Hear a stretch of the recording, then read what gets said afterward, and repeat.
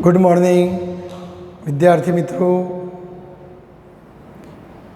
ચુંબકત્વ અને દ્રવ્ય પાઠની અંદર ધીમે ધીમે આપણે પાઠના અંતિમ તબક્કા તરફ હવે જઈ રહ્યા છીએ.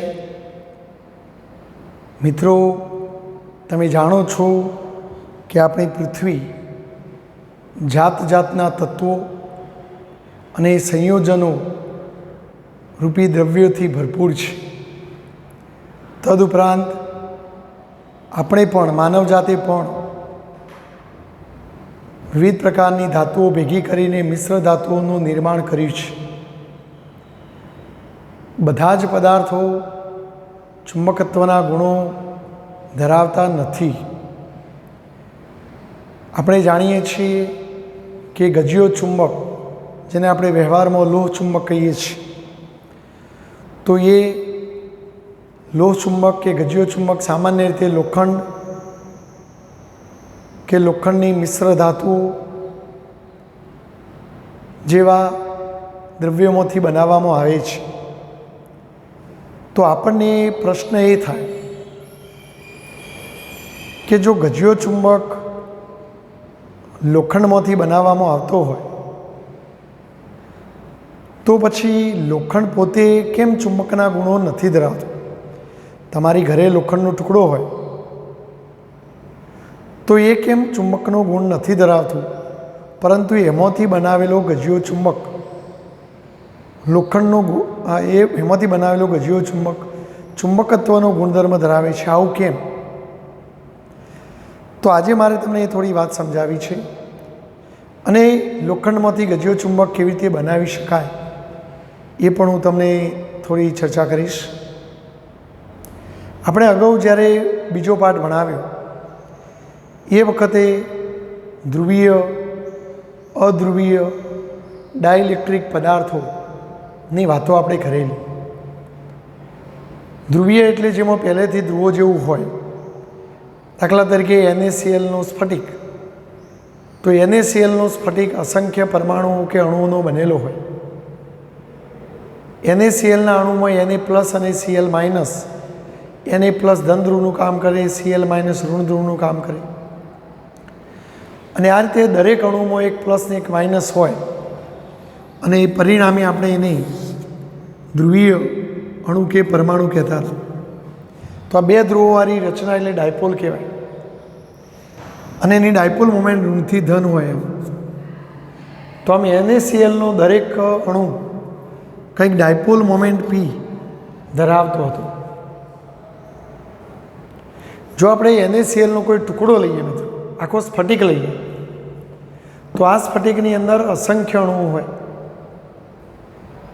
અને આપણે જાણીએ છીએ કે આ દરેક અણુ કે પરમાણુ અસ્ત વ્યસ્ત ગોઠવાયેલો હોય. તો આ ચિત્રમાં મેં એ વખતે પણ તમને સમજાવેલું કે આ સ્ફટિકની અંદર અસંખ્ય NaClના અણુઓ છે, પણ બધા અસ્તવ્યસ્ત ગોઠવાયેલા છે. જો આ Na+, Cl- આ રીતે ગોઠવાયેલું છે, માટે આની ડાયપોલ મોમેન્ટ ઋણથી ધન આમ હોય. તો વળી કોઈ આમ ગોઠવાયેલું હોય તો એની ડાયપોલ મોમેન્ટ આમ હોય, કોઈની આમ હોય, કોઈની આમ હોય. ટૂંકમાં બધી ડાયપોલ મોમેન્ટ દરેક પરમાણુ ડાયપોલ મોમેન્ટ ધરાવે છે. દરેક પરમાણુને ડાયપોલ મોમેન્ટ P હોય છે. પરંતુ જ્યારે આખા પદાર્થની કુલ ડાયપોલ મોમેન્ટની આપણે વાત કરીએ, ટોટલ અથવા નેટ, તો એ 0 થઈ જશે મિત્રો. કારણ કે બધી અસ્તવ્યસ્ત હોય તો એમનો સદિશ સરવાળો 0 થઈ જાય. પછી યાદ કરો, આપણે એને બાહ્ય વિદ્યુત ક્ષેત્રમાં મૂકેલો કેપેસિટરની બે પ્લેટોની વચ્ચે. તો કેપેસિટરની એક પ્લેટ ધન ને એક ઋણ હોય, તો ધનથી ઋણ વિદ્યુત ક્ષેત્ર હોય. અને આપણે એ પણ ભણેલા કે વિદ્યુત ક્ષેત્રમાં કોઈ ડાયપોલ ત્રોસો હોય. જો વિદ્યુત ક્ષેત્ર ધનથી ઋણ જતું હોય, અને જો કોઈ ડાયપોલ આ રીતે ત્રોસો હોય, તો ધન ઋણને આકર્ષે, ઋણ ધનને આકર્ષે, અને આ ડાયપોલ પર ટોર્ક લાગે, અને ટોર્ક લાગવાથી ડાયપોલ ક્ષેત્રને સમાંતર ગોઠવાઈ જાય અને પછી આપણે બધા ડાયપોલો એક જ દિશામાં ગોઠવાતા લેતા હતા. એના ફળ સ્વરૂપ બધી જ ડાયપોલો જો એક જ દિશામાં ગોઠવાય, ધન બાજુ ઋણ આવે ને ઋણ બાજુ ધન આવે, અને એના કારણે દરેક ડાયપોલ મોમેન્ટ એક જ દિશામાં ગોઠવાય તો પછી આ બધાનો પરિણામી જવાબ કંઈક મળે. તો હવે આપણને પી નેટ કુલ ડાયપોલ મોમેન્ટ કંઈક મળે ભાઈ. અને પછી તેઓ આપણે એમ કહેતા હતા કે આ ચોસલાનું કદ જો વી હોય તો વી કદમાં પ્રેરિત થતી ડાયપોલ મોમેન્ટ પી, જેને આપણે ટોટલ ડાયપોલ મોમેન્ટ કહેતા હતા નેટ, તો એકમ કદમાં પ્રેરિત થતી ડાયપોલ મોમેન્ટ કેટલી? અને આ એકમ કદમાં પ્રેરિત થતી ડાયપોલ મોમેન્ટને આપણે પોલરાઇઝેશનની તીવ્રતા કહેતા હતા. યાદ આવે છે? તો આજે મારે આ વાતો ચુંબક માટે બધી સમજાવવાની છે કે ભાઈ જો ચાલો તમે લોખંડનો ટુકડો લો, ધારો કે તમે કોઈ લોખંડનો ટુકડો લો કે ભાઈ આ એક લોખંડનો ટુકડો છે, તો આ લોખંડનો ટુકડો અસંખ્ય પરમાણુનો બનેલો હોય, અસંખ્ય પરમાણુનો બનેલો, અને દરેક પરમાણુમાં તમે જાણો છો કે કેન્દ્રમાં ન્યુક્લિયસ આવેલું હોય જે ધન વીજભાર ધરાવતું હોય, પ્રોટોન અને ન્યુટ્રોનનું બનેલું હોય. પણ પ્રોટોન ન્યુક્લિયસની અંદર સ્થિર હોય છે, પણ એ પરમાણુની બહારની કક્ષામાં ઇલેક્ટ્રોન ફરતો હોય, અને કક્ષામાં ફરતા ઇલેક્ટ્રોન આ કક્ષાની ત્રિજ્યા, જો પરમાણુની કક્ષામાં ઇલેક્ટ્રોન ફરે તો ઇલેક્ટ્રોન એક વિદ્યુતભારિત કણ છે, અને વિદ્યુતભારિત કણની ગતિને કારણે પ્રવાહ રચાય. તમે જાણો છો કે વિદ્યુતભારિત કણો જ્યારે ગતિ કરે તો વિદ્યુતભારિત કણોની ગતિથી પ્રવાહ રચાય, અને જો આ ઇલેક્ટ્રોન ગતિ કરતો હોય તો વિદ્યુતભાર તરીકે ઇલેક્ટ્રોન, અને એક પરિભ્રમણ માટે લાગતા સમયને આવર્તકાળ ટી કહીએ. તો આ રીતે ઇલેક્ટ્રોન વિદ્યુત પ્રવાહ રચે ભાઈ, પરંતુ પ્રવાહની દિશા ઇલેક્ટ્રોનની ગતિની વિરુદ્ધ હોય. જો ઇલેક્ટ્રોનને તમે આમ ફરતો લ્યો તો રૈવાજિક રીતે પ્રવાહ આમ ફરે, અને આ રીતે પરમાણુમાં આ ઇલેક્ટ્રોનો આવો પ્રવાહનો બંધગાળો રચે, રિંગ જેવું બનાવી. અને આપણે થિયરી ભણી ગયા કે રિંગમાં જ્યારે પ્રવાહ વહેતો હોય, ચોથા પાઠમાં ભણી ગયા કે ભાઈ રિંગમાં પ્રવાહ વહેતો હોય તો રિંગને કારણે તમે અક્ષ ઉપરનું સૂત્ર પણ સાબિત કર્યું કે રિંગને કારણે અક્ષ ઉપર એક્સ અંતરે ચુંબકીય ક્ષેત્ર બી બરાબર μ0 I A²n/2 A² + x² 3/2. જો તમે રિંગની ત્રિજ્યાને કેપિટલ આર કીધી હોય તો રિંગના કેન્દ્ર આગળ પણ તમે જવાબ લાવેલા તો કેન્દ્ર આગળ x0 આવે, આ બગડો જતો રહે તો r3 અને r², તો μ0 In/2r. આ રિંગના કેન્દ્ર આગળ ઉદ્ભવતું ચુંબકીય ક્ષેત્ર છે. તો જો આ એક એ ટાઈપની જ રચના બની કે ઇલેક્ટ્રોનની ગતિથી પ્રવાહ રચાય, તો જાણે કે આ પ્રવાહધારિત રિંગ બંધગાળો, અને એ આટલું ચુંબકીય ક્ષેત્ર ઉત્પન્ન કરે. એટલે એના કેન્દ્ર આગળ જો બતાવવું હોય તો આટલું ચુંબકીય ક્ષેત્ર ઉત્પન્ન થાય. અહીં એક જ ઓટો બનતો હોય તો આપણે આવું લેવાનું. અને આ ચુંબકીય ક્ષેત્રની દિશા જાણવા માટે તમે જમણા હાથની મુઠ્ઠીવાળો નિયમ વાપરી શકો કે ભાઈ પ્રવાહ જો ગોળ ગોળ ફરતો હોય તો આ જમણા હાથની મુઠ્ઠીમાં આપણી ઓગળીઓ આમ ગોળ ગોળ ફરે તો ઓગળીઓ પ્રવાહની દિશા બતાવે, તો અંગૂઠો ચુંબકીય ક્ષેત્રની દિશા બતાવે. તો એ સંજોગોમાં ચુંબકીય ક્ષેત્ર બી આમ હોય, અને બી આમ હોય તો એની ડાયપોલ મોમેન્ટ પણ આમ હોય. કારણ કે આપણે અગાઉ અક્ષ ઉપર ચુંબકીય ક્ષેત્રનું સૂત્ર પણ સાબિત કર્યું છે 2μ0m/4πr3. તો આ બીની દિશા ડાયપોલ મોમેન્ટ એમની દિશામાં હોય મિત્રો. તો આપણે આવું ચુંબકીય ક્ષેત્રની દિશા અને ડાયપોલ મોમેન્ટની દિશા એક હોય.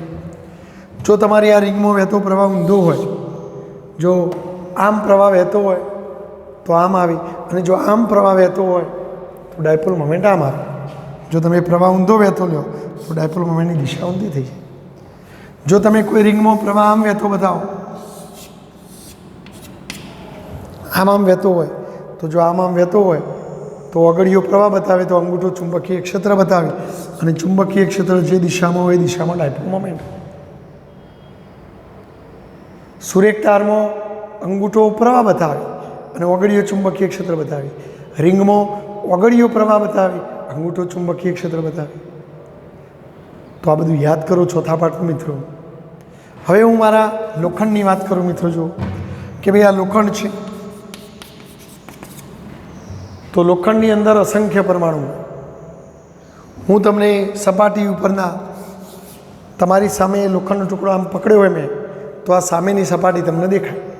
તો એ સપાટી ઉપરના પરમાણુઓનું કેટલુંક ચિત્ર દોરી બતાવું કે આની અંદર અસંખ્ય પરમાણુ હોય મિત્રો. નમૂના રૂપે હું થોડા ઘણા પરમાણુ બતાવું.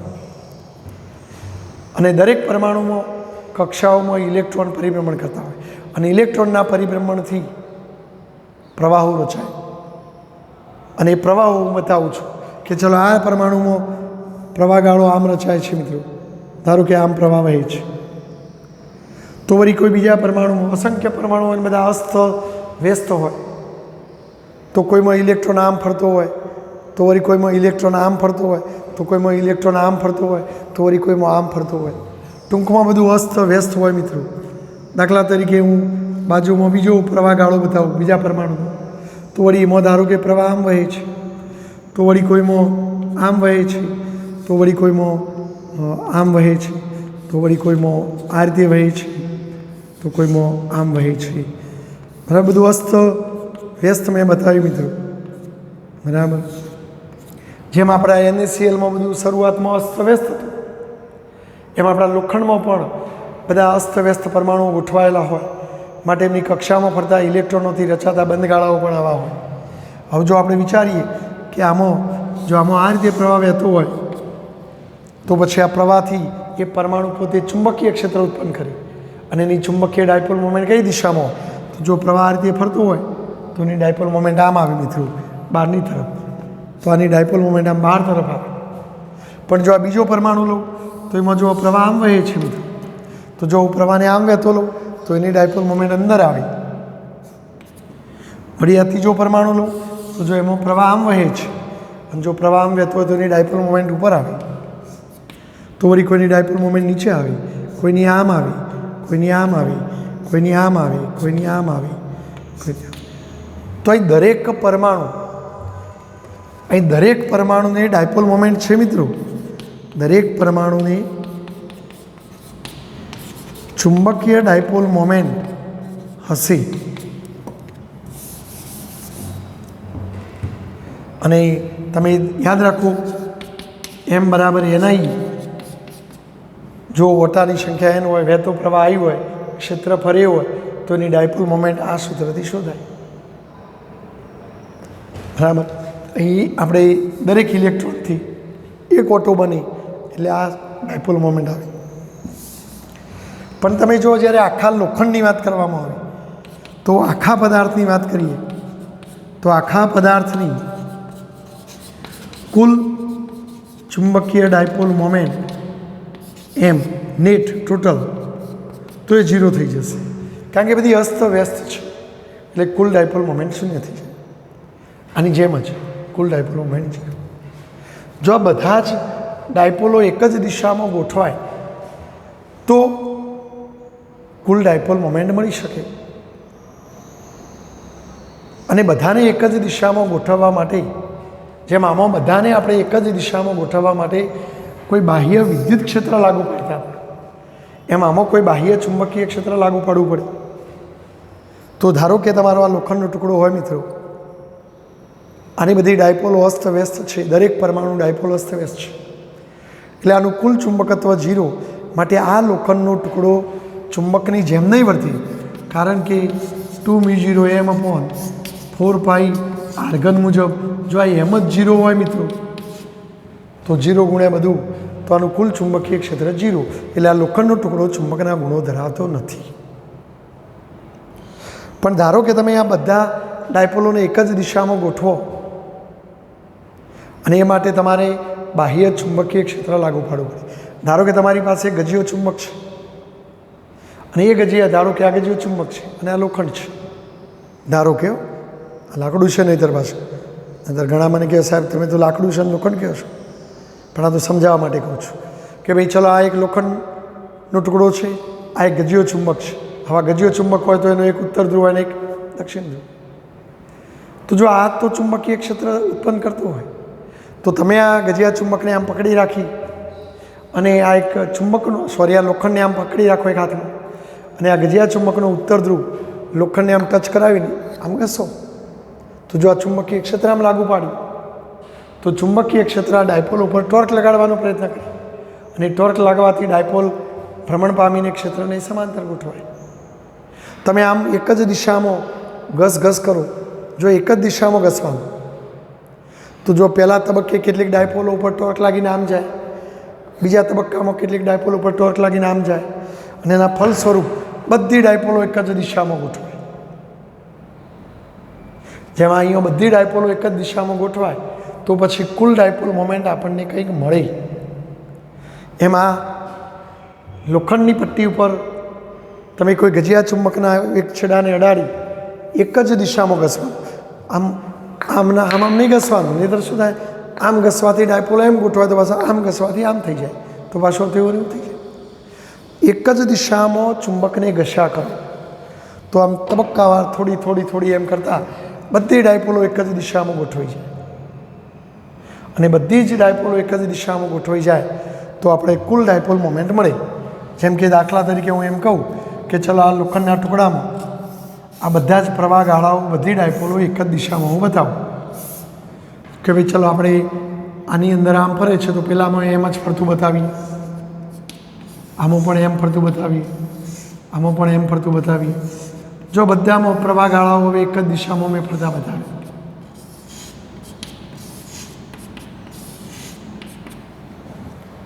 તો આ બધા ડાયપોલ ઉપર ટોર્ક લાગી બધા એક જ દિશામાં અને એક જ દિશામાં આવી જાય. જો આમ જાય તો આની ડાયપોલ મોમેન્ટ બહાર, આની પણ આમ બહાર, આની પણ બહાર.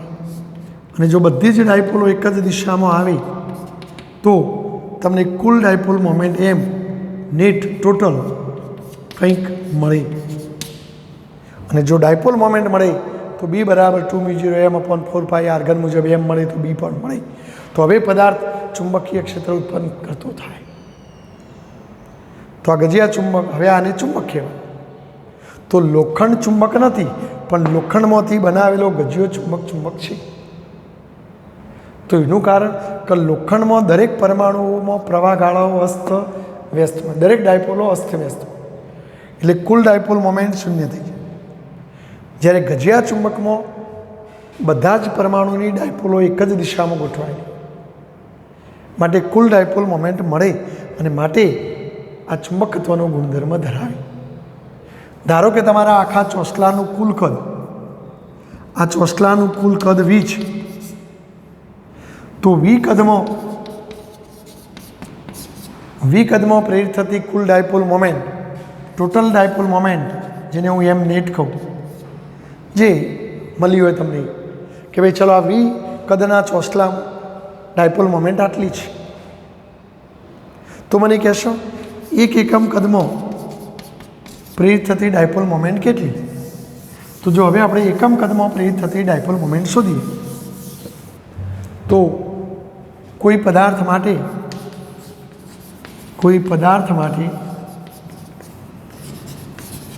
એકમ કદમાં મળતી ચુંબકીય ડાયપોલ મોમેન્ટ, જો આ ચુંબકનું ચેપ્ટર છે એટલે આપણે ચુંબકીય ડાયપોલ મોમેન્ટ બોલીશું. પેલું વિદ્યુતનું ચેપ્ટર હતું તો વિદ્યુત ડાયપોલ મોમેન્ટ કહેતા હતા આપણે. તો એકમ કદમાં મળતી પરિણામીઓ એટલે બધાની ભેગી થઈને જે ટોટલ થઈ હોય તે એકમ કદમાં મળતી પરિણામી ચુંબકીય ડાયપોલ મોમેન્ટ શોધી કાઢીએ. તો એ ચુંબકીય ડાયપોલ મોમેન્ટ, જેને બીજા શબ્દોમાં ચુંબકીય ચાક માત્રા પણ કહેવાય,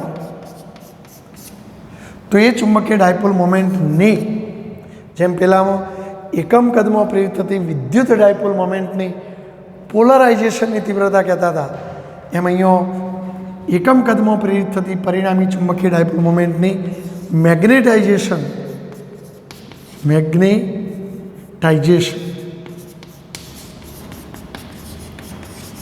અથવા મેગ્નેટાઇઝેશનની તીવ્રતા કેપિટલ M કહે છે. તો બોલો મેગ્નેટાઇઝેશન એટલે શું?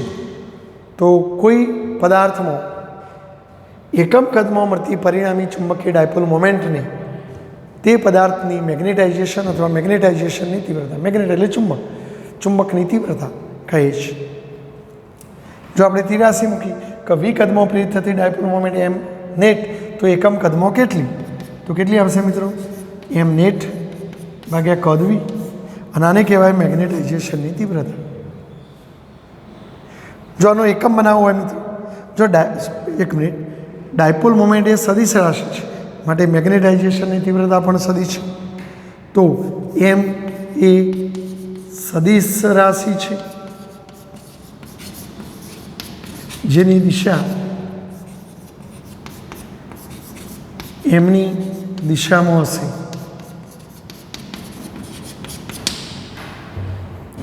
ચલો આનો એકમ કયો? તો જો આ ડાયપોલ મોમેન્ટ છે અને ડાયપોલ મોમેન્ટનો એકમ યાદ કરો, એમ્પિયર ઇન્ટુ મીટર સ્ક્વેર. એમ બરાબર NIA, પ્રવાહનો એમ્પિયર અને ક્ષેત્રફળનો મીટર સ્ક્વેર, વોટાને એકમ ના. તો ડાયપોલ મોમેન્ટનો એકમ એમ્પિયર ઇન્ટુ મીટર સ્ક્વેર, અને કદનો એકમ કયો મિત્રો? તો મીટર ઘન. તો મીટર સ્ક્વેર એક ઉડી જશે, તો સરવાળે વધશે એમ્પિયર પર મીટર. તો આમ મેગ્નેટાઇઝેશનની તીવ્રતાનો એકમ એમ્પિયર પર મીટર છે, અથવા આવું ના લખવું હોય તો એમ્પિયર મીટર ઇન્વર્સ છે. આનું પારિમાણિક સૂત્ર, તો જો પારિમાણિક સૂત્ર લખીએ તો દર તો આવતું નથી એટલે m0 લખાય. મીટર એ લંબાઈ છે તો L-1 છે. સમય આવતો નથી એટલે T0 લખાય, અને એમ્પિયરનો A1 લખાય. જો આ 0 હોવાથી ના લખવાનું એકલું L-1 A1 લખો તો પણ ચાલે. તો આ વાત તમને ખ્યાલ આવી ગયો છે.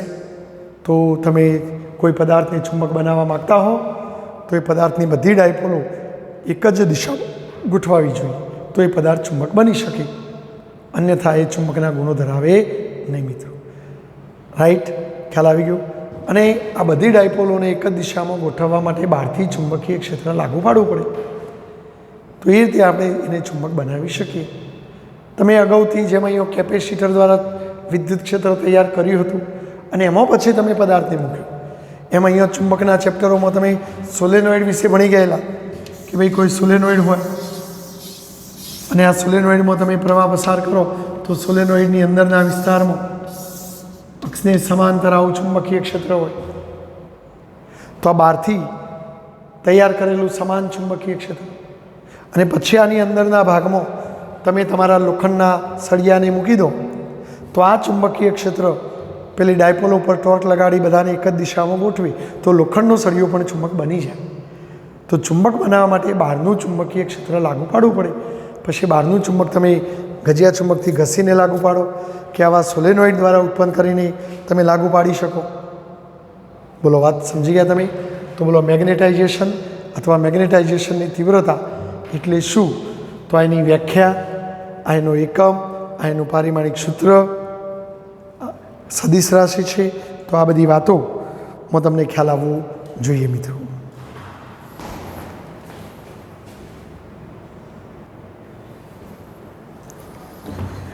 જો વિદ્યાર્થી મિત્રો, હાલ આપણે જે મેગ્નેટાઇઝેશનની તીવ્રતા ભણ્યા એના અનુસંધાનમાં એક એક્ઝામ્પલ આપણા પુસ્તકમાં ઉદાહરણ 5.11માં છે. જોઈએ, ફેરામેગ્નેટિક આયન, એટલે આપણે પદાર્થોનું વર્ગીકરણ જ્યારે કરીશું ડાયા, પેરા અને ફેરા, તો આ ફેરામેગ્નેટિક પદાર્થ છે લોખંડ. એમાં એક ડોમેન એટલે એક સાઈઝ નાનો ટુકડો, એક ડોમેન સમઘન આકારનું છે. જો સમઘન, સમઘન એટલે એની બધી બાજુઓની લંબાઈ, પહોળાઈ અને ઊંચાઈ સરખી હોય તો એ સમઘન કહેવાય. દાખલા તરીકે તમે આવો શેપ દોરો તો જો એક સમઘન આકાર કહેવાય. લંબાઈ, પહોળાઈ, ઊંચાઈ સરખી હોય તો કહે છે જેની બાજુઓની લંબાઈ તમને આપી દેવામાં આવે 1 માઇક્રોમીટર. ચલો, માઇક્રોમીટરના મીટર કેટલા મિત્રો? તો જો લંબાઈ, પહોળાઈ અને સરખી 1 છે તો આપણે આના ઉપરથી આનું કદ ગણી નાખીએ તો સમઘનનું કદ એટલે લંબાઈ ગુણ્યા પહોળાઈ ગુણ્યા ઊંચાઈ એટલે લંબાઈનો ઘન એટલે 10⁻6 મીટરનો ઘન એટલે આ ટુકડાનું કદ કેટલું થવાનું 10⁻18 મીટર ઘન. તો આપણો આ જે ટુકડો છે એનું કદ તમને મળી ગયું. આ કદને હું વી કહું. બરાબર છે? ઓકે, ખ્યાલ આવી ગયો મિત્રો? ઓકે, ચલો હવે શું કહે છે? આ ડોમેનમાં રહેલો આયન પરમાણુઓની સંખ્યા તમે ગણી કાઢો. આ ડોમેનમાં એટલે કે આટલા કદમાં કેટલા પરમાણુ છે એ પરમાણુની સંખ્યા, ધારો કે એને હું કેપિટલ એન કહું તો આ એન તમે ગણી કાઢો. પછી મહત્તમ શક્ય એવી ડાયપોલ મોમેન્ટ એટલે કે આ દરેક પરમાણુની ડાયપોલ મોમેન્ટ એકની તમે જાણતા હો તો આ જેટલા પરમાણુ આવ્યા એ બધા ઉપરથી મહત્તમ શક્ય એવી ડાયપોલ મોમેન્ટ ગણવાની છે. અને છેલ્લે મેગ્નેટાઇઝેશન પણ શોધવું. 3 વસ્તુ આપણે શોધવાની છે. જો આયનનું પરમાણિક દર ગ્રામ પર મોલ એટલે આ પરમાણુ ભાર કહેવાય. તો જો આપણને એક તો પરમાણુ ભાર આપેલો છે મિત્રો, પરમાણુ ભાર 55 ગ્રામ પર મોલ, કિલોગ્રામમાં ફેરવીએ તો ગ્રામના કિલોગ્રામ 10⁻3 તો આટલા કિલોગ્રામ પર મોલ. પછી એની ઘનતા આપી છે, આ લોખંડની ઘનતા. તો જો ઘનતા પણ આપણને આપેલી છે એ પણ નોંધી લઈએ. કેટલી આપી છે મિત્રો? 7.9 ગ્રામ પર સેન્ટીમીટર ઘન. જો ગ્રામ પર સેન્ટીમીટર ઘન 7.9 તો આપણે MKSમાં ફેરવીએ તો ગ્રામના કિલોગ્રામ 10⁻3 અને સેન્ટીમીટરના મીટર 10⁻2 પણ ઘન છે એટલે 10⁻6 મીટર ઘન. -6 ઉપર જો તો +6 +6 માઇનસ એટલે +3 એટલે 7.9 ગુણ્યા 10⁻3 કિલોગ્રામ પર મોલ. સોરી, હા, ઘનતા કિલોગ્રામ પર મીટર ઘન. તો આ MKSમાં ઘનતા મળી જાય આપણને. બોલો, બરાબર મિત્રો? ખ્યાલ આવી ગયો? તો આપેલી ભૌતિક રાશિઓની મેં નોંધ કરી. વળી શું કહેશે? દરેક પરમાણુની ડાયપોલ મોમેન્ટ. સમજો, દરેક પરમાણુની ડાયપોલ મોમેન્ટ આપણને આપી દેવામાં આવી છે 9.27 ગુણ્યા 10⁻24. બોલો, ઓકે? ચલો હું એક કામ કરું. પહેલાં તો હું આનું દળ ગણી કાઢું કે ભાઈ આનું દળ કેટલું. તો જો એની ઘનતા આપી છે, એનું કદ પણ જાણું છું તો દર પણ મળી જાય. ઘનતા બરાબર દળ ભાગ્યા કદ, તો દર બરાબર ઘનતા ગુણ્યા કદ. તો ચલો આપણે આ ડોમેનનું દળ શોધી કાઢીએ. તો ચલો, ઘનતા તમને રકમમાં આપી છે 7.9 ગુણ્યા 10⁻3. કદ તમે ગણી નાખ્યું 10⁻18. તો 7.9 ગુણ્યા 10⁻15 કિલોગ્રામ. જો ફરી બાજુની લંબાઈ 1 માઇક્રોમીટર છે અને સમઘન કીધો છે, સમઘન આકારનું એટલે લંબાઈ પહોળાઈ ઊંચાઈ સરખી હોય એટલે કદ એલ ઘનથી મળી જાય. ઘનતા આપેલી છે તો ઘનતા બરાબર દળ ભાગ્યા કદ ઉપરથી દર બરાબર ઘનતા ગુણ્યા કદ, આનું દળ મળી ગયું. હવે અગાઉ તમને એક પહેલા પાઠમાં એક સૂત્ર આપી હતું કે એમ દળમાં પરમાણુની સંખ્યા n શોધવાનું સૂત્ર એવોગેડ્રો અંક ભાગ્યા પરમાણુ ભાર ગુણ્યા દળ m. યાદ આવે છે મિત્રો? તો જો આપણે આ સીધું સૂત્ર વાપરીએ મિત્રો તો જો n = 6.023 ગુણ્યા 10⁻23. બોલો, પરમાણુ ભાર 55 ગુણ્યા 10⁻3. દળ શોધી કાઢ્યું 7.9 ગુણ્યા 10⁻15. કેલ્ક્યુલેટરથી આનું સાદુરૂપ આપો તો આ જવાબ લગભગ 8.65 ગુણ્યા 10⁻10 જેવો આવે છે. તો એનો મતલબ કે આટલા પરમાણુ હશે મિત્રો. તો આપણા આ ટુકડાની અંદર આ ડોમેનમાં કુલ પરમાણુની સંખ્યા આટલી. એટલે જો તમને પહેલો પ્રશ્ન પૂછ્યો હતો કે આ ડોમેનમાં રહેલા આયન પરમાણુઓની સંખ્યા શોધો, તો આ સંખ્યા આપણે શોધી કાઢી. ચલો હવે બીજો પ્રશ્ન પૂછ્યો છે કે ડોમેનની મહત્તમ શક્ય એવી ડાયપોલ મોમેન્ટ, તમે મેક્સિમમ કેટલી ડાયપોલ મોમેન્ટ, જો બધા ડોમેન અસ્તવ્યસ્ત હોય તો કુલ ડાયપોલ મોમેન્ટ શૂન્ય થાય, પણ તમને શક્ય કીધી છે. તો ચલો આપણે એક પરમાણુ જ્યારે આમ ગોઠવાય તો એક પરમાણુની ડાયપોલ મોમેન્ટ કેટલી? આટલી. ચલો બે પરમાણુ આમ ગોઠવાય તો એકની આટલી, તો બીજાની એટલી, તો પછી 2 ગુણ્યા આટલી. 3 આમ ગોઠવાય તો 3 ગુણ્યા આટલી. જો તમારા પદાર્થમાં n પરમાણુ હોય અને બધાની ડાયપોલો જો એક જ દિશામાં ગોઠવાય તો તમને શક્ય મેક્સિમમ ડાયપોલ મોમેન્ટ મળે. બરાબર. તો જો આપણે તમને પ્રશ્ન પૂછ્યો છે શક્ય મહત્તમ ડાયપોલ મોમેન્ટ, તો જ્યારે બધા જ પરમાણુ એક જ દિશામાં ગોઠવાય, એટલે તમે બહારથી કોઈ ચુંબકીય ક્ષેત્ર લાગુ પાડો અને બધા જ જ્યારે બાહ્ય ચુંબકીય ક્ષેત્રની દિશામાં એક જ દિશામાં ગોઠવાય ત્યારે મહત્તમ મેગ્નેટિક ડાયપોલ મોમેન્ટ અથવા ચુંબકીય ડાયપોલ મોમેન્ટ મળે અને આપણે ગણવી છે. ચલો એક પરમાણુ આમ ગોઠવાય તો એકની ડાયપોલ મોમેન્ટ કેટલી?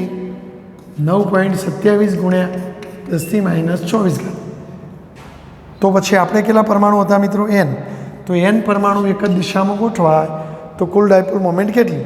તો મહત્તમ ડાયપોલ મોમેન્ટ m મેક્સિમમ બરાબર n ગુણ્યા એક પરમાણુની ડાયપોલ મોમેન્ટ, n ગુણ્યા એક પરમાણુની ડાયપોલ મોમેન્ટ. સમજી ગયા તમે? આ સૂત્ર વાપરી ભાઈ કે એક પરમાણુની આટલી તો n પરમાણુની કેટલી? તો આ n એ પરમાણુની સંખ્યાના એક પરમાણુની ડાયપોલ મોમેન્ટ. તો ચાલો nની કિંમત છે તમારી પાસે 8.65 ગુણ્યા 10⁻10 અને એક પરમાણુની ડાયપોલ મોમેન્ટ રકમો આપી છે 9.27 ગુણ્યા 10⁻²4. ચલો સાદુરૂપ આપીએ આપણે તો આપણને મહત્તમ મેગ્નેટાઇઝેશનની તીવ્રતા એમ મેક્સિમમ મળશે. તો બોલો આનો ગુણાકાર કરો મિત્રો, સાદુરૂપ આપો તો લગભગ એપ્રોક્સિમેટલી 8 ગુણ્યા 10⁻13 જેવું આવે છે ampere into metre square dipole મોમેન્ટનું એકમ. તો આ શક્ય એવી મહત્તમ મેગ્નેટાઇઝેશનની તીવ્રતા કહેવાય, સોરી ડાયપોલ મોમેન્ટ કહેવાય. હવે આપણે મેગ્નેટાઇઝેશન શોધવાનું છે. તો હમણાં જ આપણે પેલું સૂત્ર આવ્યું હતું કે એકમ કદમાં પ્રેરિત થતી ડાયપોલ મોમેન્ટની મેગ્નેટાઇઝેશન કહેવાય. આ જે ડાયપોલ મોમેન્ટ આવી એ આખા ચોસલાની આવી અને આખા ચોસલાનું કદ કેટલું? v. તો v કદમાં કેટલી ડાયપોલ મોમેન્ટ આવી? m maximum. તો પછી મેગ્નેટાઇઝેશનની તીવ્રતા એટલે એકમ કદની ડાયપોલ મોમેન્ટ. તો બોલો મેગ્નેટાઇઝેશનની તીવ્રતા અથવા મેગ્નેટાઇઝેશન m બરાબર m મેક્સિમમ અપોન v.